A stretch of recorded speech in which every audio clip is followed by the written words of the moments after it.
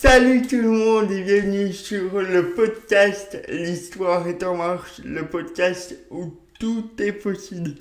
Après quelques mois d'absence, je suis de retour pour une saison 2.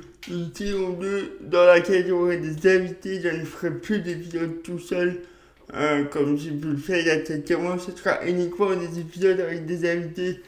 Premier invité, Gaëtan Bartol, animateur TV, radio et dans les événements belges. Je suis tellement fier et content d'avoir enregistré cet épisode. Je tiens déjà d'ailleurs à le remercier de tout mon cœur. Épisode qui se fera en 3 parties, donc ce dimanche prochain et dimanche 21 septembre. Vous allez pouvoir découvrir tout ça sur ma chaîne et sur les réseaux sociaux que je vous invite d'ailleurs à aller vous abonner si ce n'est pas encore fait. Première partie aujourd'hui, je vais vous laisser découvrir tout ça et je vous retrouve juste après.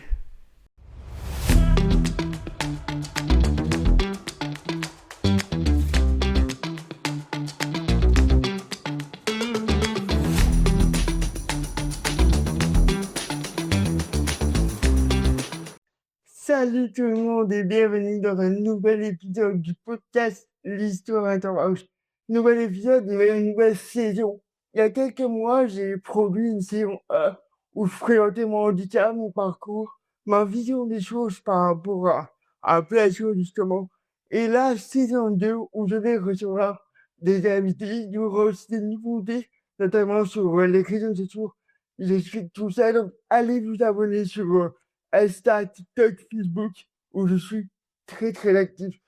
Premier invité de mon podcast, je l'ai teasé pendant des mois, j'ai parlé à tout le monde était encouragé, fasciné, tout le monde. Je suis tellement, c'est même pas heureux, c'est plus qu'heureux, c'est fier, parce que depuis j'ai eu l'idée de créer ce média il y a 4-5 ans maintenant. Tu m'avais toujours dit que tu serais là pour le premier invité. Et t'as tenu ta promesse, et là, Évidemment. chez moi, de retour, j'ai aménagé un peu tout. C'est incroyable de te recevoir.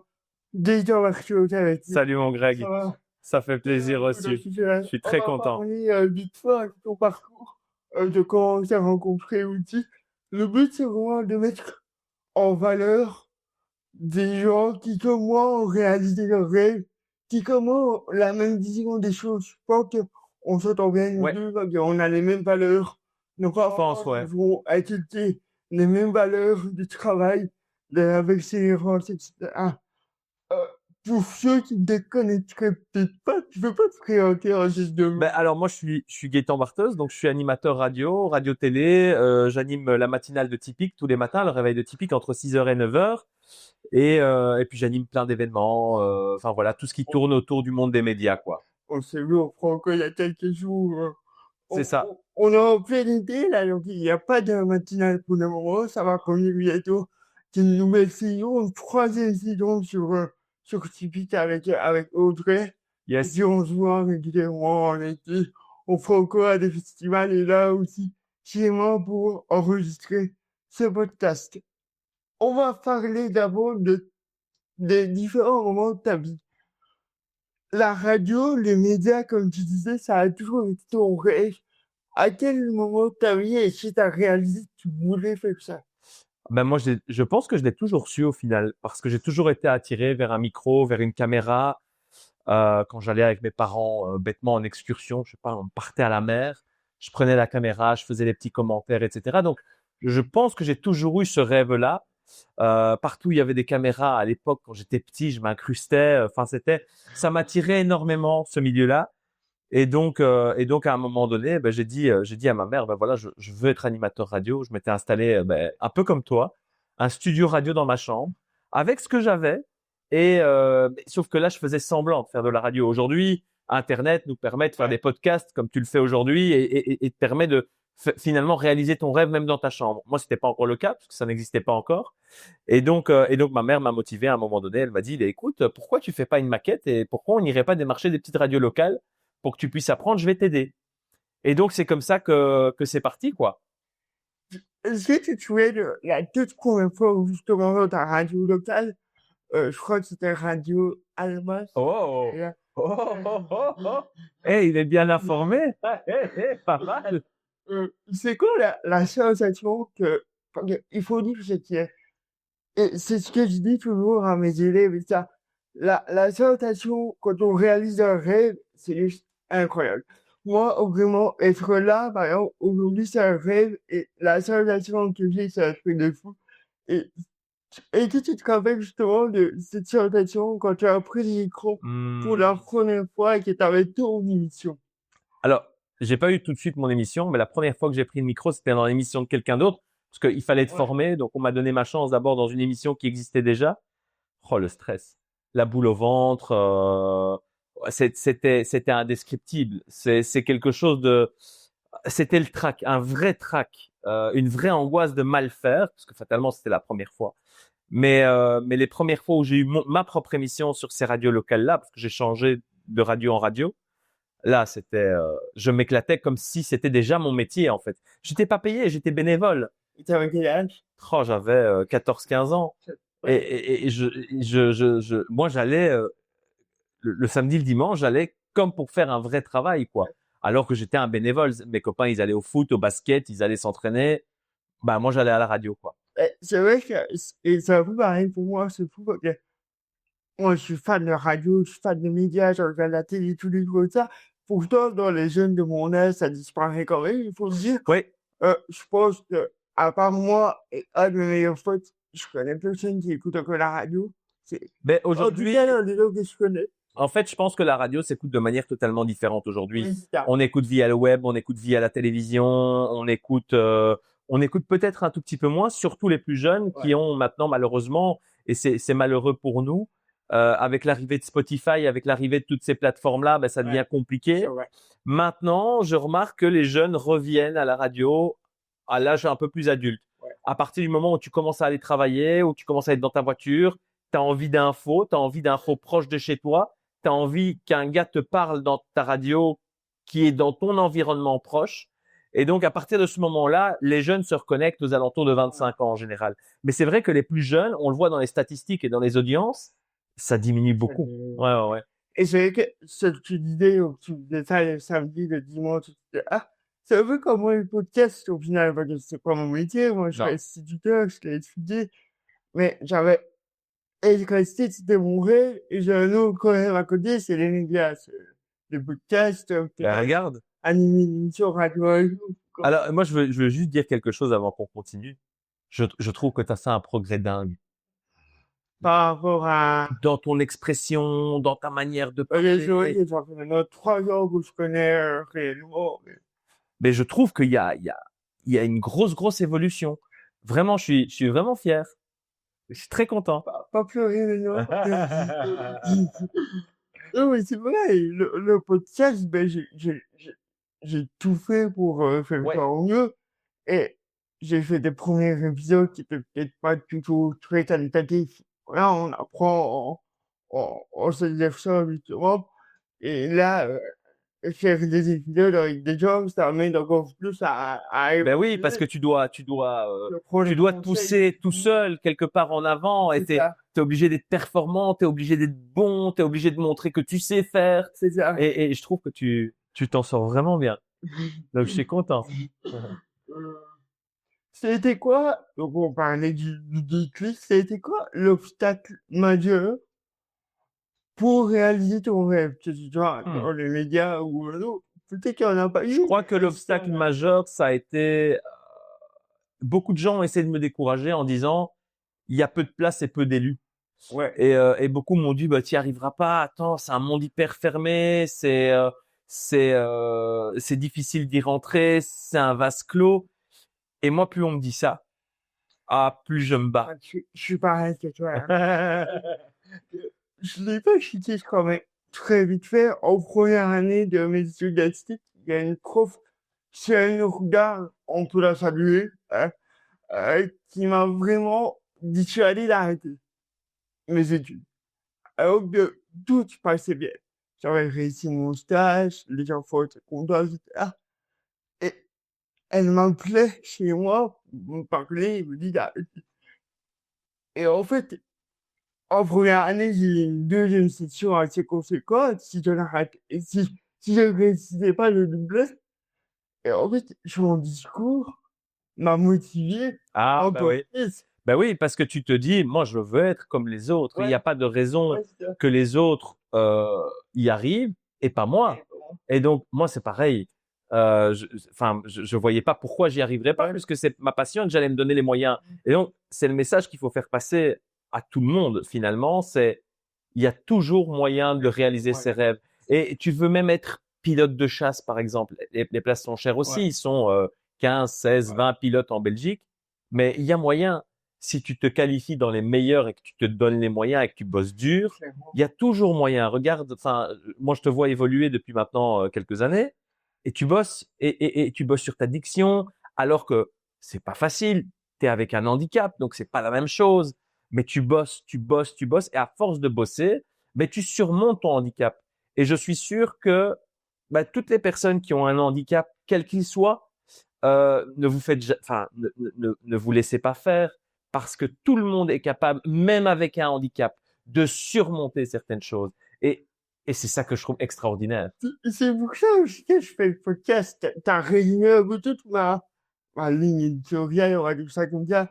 Je, j'ai dans l'espoir que des personnes dans ma situation, ou même dans la situation de mes parents, parce que on me dit souvent au chapeau, etc. Et moi, je répète toujours que mes parents ont beaucoup plus de mérite que moi. Oh Donc, oui, au final, mais les parents, c'est notre moteur. ah oui.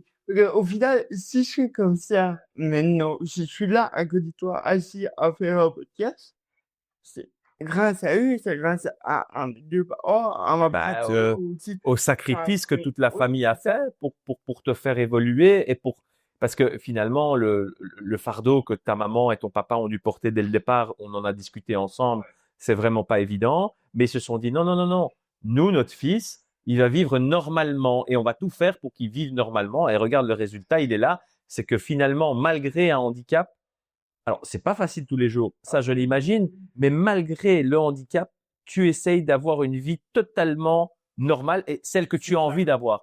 Et ça, c'est le plus important.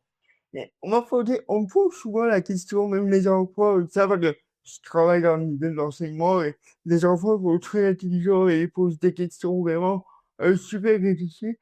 On m'a posé la question une fois, on m'a dit comment est-ce que tu t'imagines sans handicap? Et je me suis dit, en fait, ma vie est tellement bien.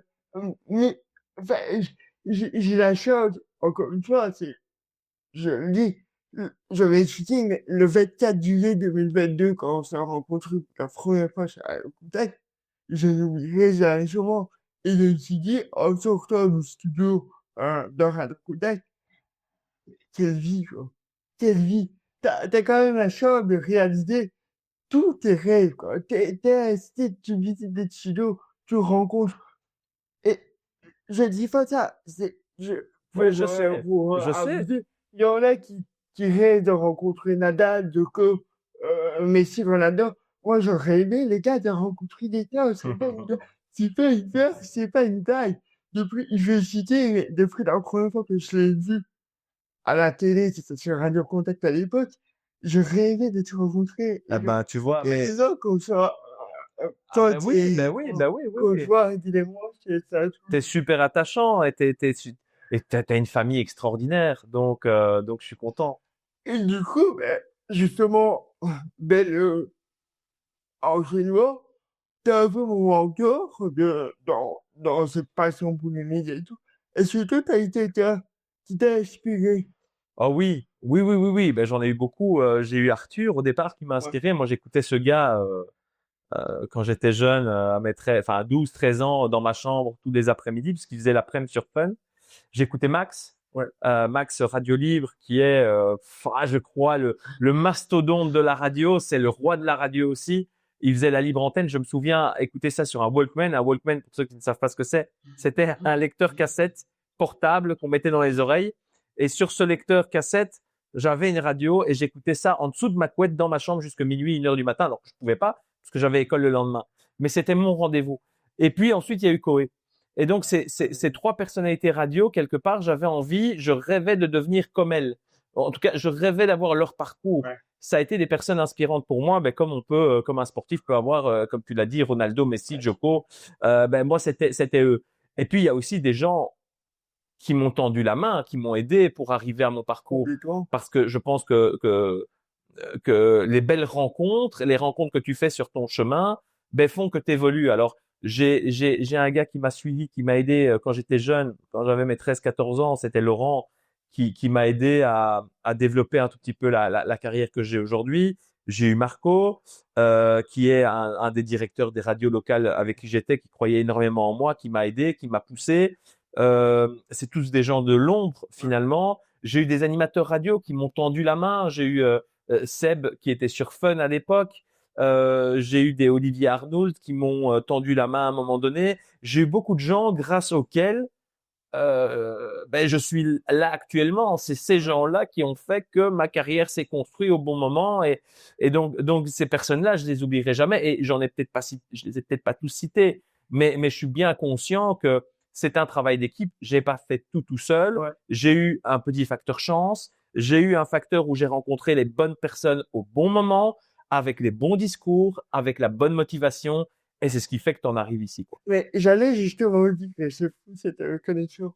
Des fois, je trouve, en tout cas, ça m'est arrivé, il faut un peu provoquer au contre. Oui, ah oui, oui, bah Dans le oui. sens où, moi, quand j'ai eu mon diplôme il y a 2 ans, j'ai du mal à trouver un travail. Parce que les directeurs ne me faisaient pas confiance par rapport à mon handicap.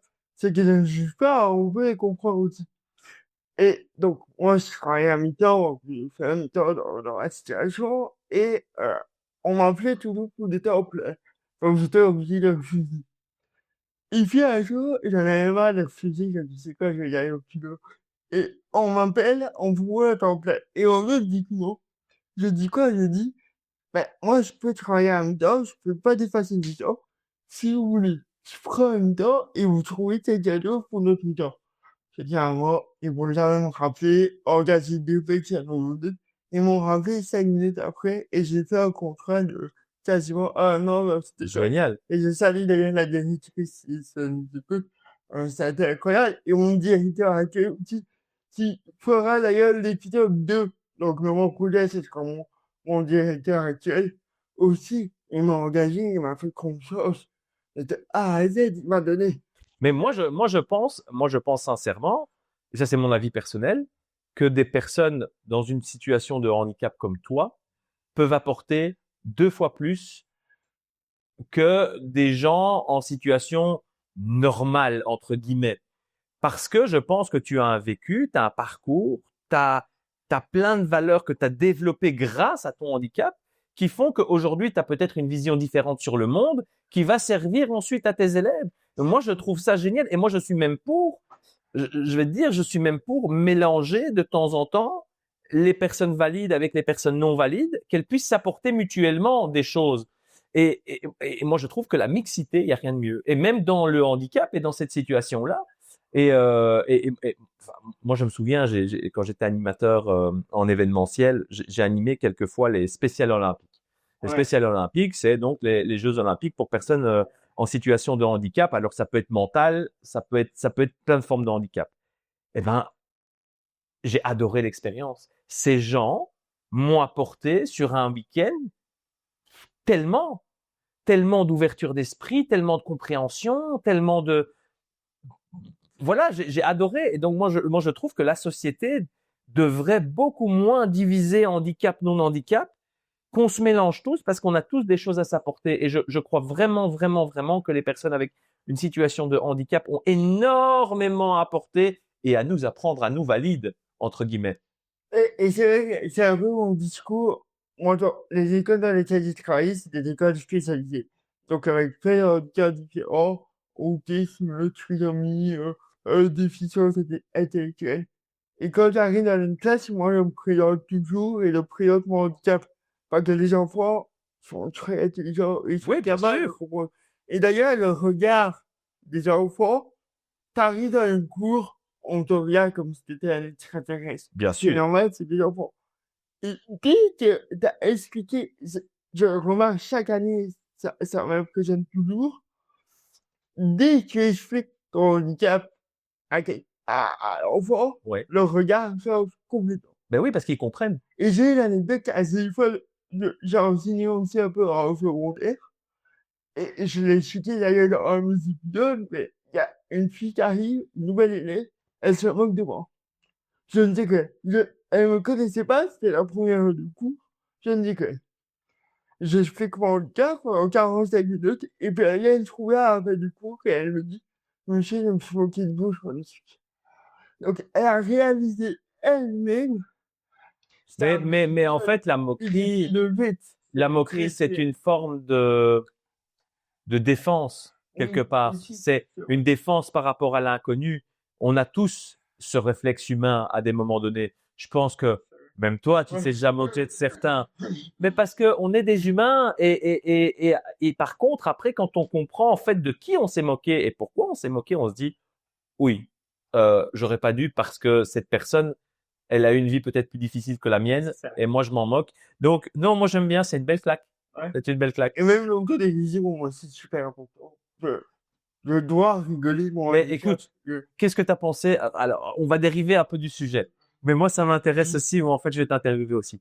Qu'est-ce que tu as pensé du film? Un petit truc en plus. Ah, j'adore, oui. Ouais. La refait, je suis allé, mais comme une Mais tu as trouvé le message vrai et bon dans le film? Parce que Artus, en fait, c'était des cliniques humoristique, donc c'était Oui. tout à fait exagéré. Tous les trucs comiques ou tous les gentils ne réagissent pas comme ça. Ils ne vont pas insulter un chauffeur. Non, bien sûr. Et pour moi, le film d'Artus,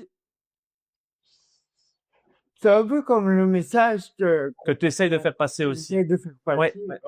Moi, ce que j'aime bien avec Artus, c'est que finalement, il le dit dans une interview, il dit, moi, je me moque des personnes handicapées parce qu'en fait, je me moque des personnes valides aussi.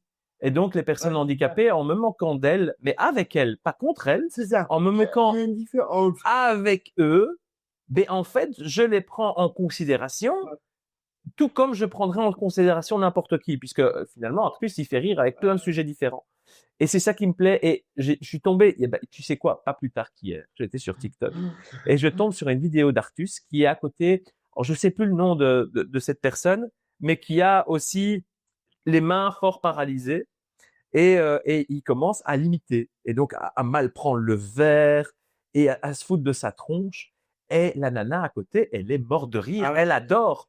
Et je trouvais ce moment tellement tendre et tellement vrai. Mais si on pouvait faire ça avec tous les sujets, Ah oui. le monde irait vraiment mieux. Et je trouve que Artus fait passer le bon message, en fait. Parce que finalement, une personne qui est non valide, eh bien, elle va aussi pouvoir se moquer d'elle-même parce qu'en fait, elle accepte son handicap. Là où ça doit être difficile, c'est la personne qui est en phase d'acceptation et qui n'accepte pas encore son handicap. Là, c'est peut-être difficile. Ça a pris du temps. C'est vrai que j'ai rencontré mes amis actuels, c'est très longtemps. Au final, c'est pas des amis d'enfance, c'est des amis de 5, 6, 7 ans, donc je fais de la secondaire. Et c'est eux aussi qui m'ont appris à rigoler de moi. Mais, je l'ai très bien dit, je rigole avec eux. C'est ça. Ils ne rigolent pas de moi. Parce que j'ai aussi rencontré des gens qui rigolaient de moi. Oui, mais ça, c'est de la méchanceté. C'est pas la même chose. Non, non, Parce non. que moi, tu peux me taquiner, mais je vais te taquiner aussi. Toi, Ben, bien c'est un sûr. jeu. Bien sûr. Je connais des gens, ils taquinent, mais tu peux pas faire un côté. Non. Et ça m'énerve. Non, non. Mais Mais tu sais, je vais t'avouer quelque chose dans cette interview. Moi aussi, alors, je parle pas d'un handicap, d'un grave handicap, mais moi aussi j'ai mon handicap et je pense qu'on en a tous un. Je pense qu'on a tous notre handicap, on a tous notre boulet, on a tous quelque chose qui tourne pas rond chez nous. Et moi j'en ai un. Moi j'ai été diagnostiqué il y a 1 an et demi, TDAH. Et Et je le prends comme un handicap parce que c'est très difficile à accepter parce qu'en fait, ce TDAH, il m'apporte plein de négatifs. Il m'apporte plein de négatifs, mais il m'apporte aussi énormément de positifs. Mais le négatif, j'ai du mal à l'accepter parce que il y a des choses que je n'arrive pas à contrôler et c'est compliqué à accepter sans que ce soit un handicap vraiment envahissant et donc on n'est pas en train de mesurer une échelle de handicap. Sinon tu gagnes. Tu vois, je peux te taquiner. Mais voilà, je pense les gens doivent se rendre compte qu'on a chacun, quelque part, un handicap dans notre vie à un moment donné. Et si les gens comprennent ça, ils comprendront aussi peut-être le fardeau que certaines personnes avec un handicap portent tous les jours. Mais malgré ce fardeau, ces personnes arrivent à avancer, à faire des choses extraordinaires. C'est pour ça que moi, j'appelle les personnes non valides peu importe le handicap, qu'ils soient mental, physique, je les appelle les personnes extraordinaires. Et tu dis que tu emploies le mot fardeau, ce qui est légitime pour Platon. Moi, je vois pas du tout ça comme un fardeau. Enfin, À aucun moment de ta vie, tu l'as porté comme un fardeau? peut-être pas un mot aussi fort. Et c'est vrai qu'il y a des trucs chiants, on peut le dire, quand t'as mal au dos, quand t'as mal au bras ou quoi. Mais t'apprends à vivre avec. Ouais, mais ça te demande 10 fois plus d'énergie Ah oui. qu'une personne qui n'a pas ce que tu as. Tu sais quoi? J'ai appelé ça des moments de gloire. Les moments où tu t'es senti vraiment investi. Oh, où je me suis senti investi. T'étais un peu près de la recette, toi, ou si elle a dit, Il y en a eu. Il y a eu des moments où j'étais très con, j'avoue. Mais en fait, quand j'ai commencé la radio nationale, quand on est venu me chercher sur Fun, à l'époque, j'avais 17 ans, j'arrivais en Natio, je commençais à faire mes émissions, les gens commencent tout doucement à te reconnaître, les gens commencent à t'écouter à la radio. Et là, j'avoue que vu que tu réalises ton rêve, c'est le piège en fait. Quand tu réalises ton rêve et que tu arrives à le réaliser et que, ouais, je sais pas, il y a un mécanisme qui se met en place où, alors, tu te la pètes un peu, c'est-à-dire avec tes potes, ta famille. Alors, heureusement, j'ai très rapidement reçu des belles claques dans la figure de la part de mes proches pour me faire redescendre en disant, oh, mollo. Mais je pense que c'est un réflexe naturel et puis c'est un réflexe de jeunesse. Je pense que quand tu as 17 ans et que ça t'arrive, tu n'as pas la même réaction du gars de 25 ans quand ça lui arrive. Donc ça a été effectivement, je me souviens avoir une période où, et ça m'a fermé quelques portes aussi. Ça a été modéré, ça n'a pas été catastrophique, mais oui, j'ai eu cette période-là. Et puis, mes premières fois à la télévision, ça, c'était pas je me la pète, c'était plutôt j'y suis arrivé, de la fierté où tu te dis, ouah, j'y suis, mes premiers grands événements animés devant 50 000 personnes, tu te dis, waouh, quel truc de fou. Et là, tu rêves, quoi. Et des moments de gloire, je pense que finalement, mes petites victoires à moi, j'en vis toutes les semaines, tous les mois. En tout cas, j'essaie d'aller vers un objectif, que ce soit dans ma vie privée ou que ce soit dans ma vie professionnelle. J'essaie d'aller vers un objectif et à chaque fois que j'atteins un objectif, même s'il est petit, je prends ça pour une victoire parce qu'en fait, objectif plus objectif plus objectif, fait que tu arrives à construire ta vie de la manière dont tu le souhaites. Et donc, chaque objectif atteint est une petite victoire. Et parfois, il y a des objectifs que je n'atteindrai jamais. J'ai des rêves qui ne viendront peut-être pas. On va en reparler tout à l'heure. C'est quoi ta routine en tant qu'animateur radio? Moi, je suis très toqué. Ta journée type, donc alors, ce qui se passe, c'est que j'ai pas vraiment de journée type parce que je fais plein d'autres activités à côté, mais j'ai des gros tocs. C'est-à-dire que je time ma journée. Donc, c'est-à-dire que quand je me lève, il est 3h50. Quand je vais prendre mon café doit être prêt au maximum à 4h02. Tu t'imagines, c'est devenu maladif. 4h02. 4h18, je monte dans ma salle de bain. Non, mais sans déconner, c'est vraiment précis. Donc, tu prends quand même 16 minutes pour... Ah oui, j'ai besoin de ce moment. Moi, je comme ça. Je prends le temps de déjeuner, de boire. Alors, moi, je déjeune pas, mais je prends mon café et j'émerge, je me réveille parce que sinon, je suis pas bien. C'est comme ça. 4h18, tu vois. 4h18 dans la douche.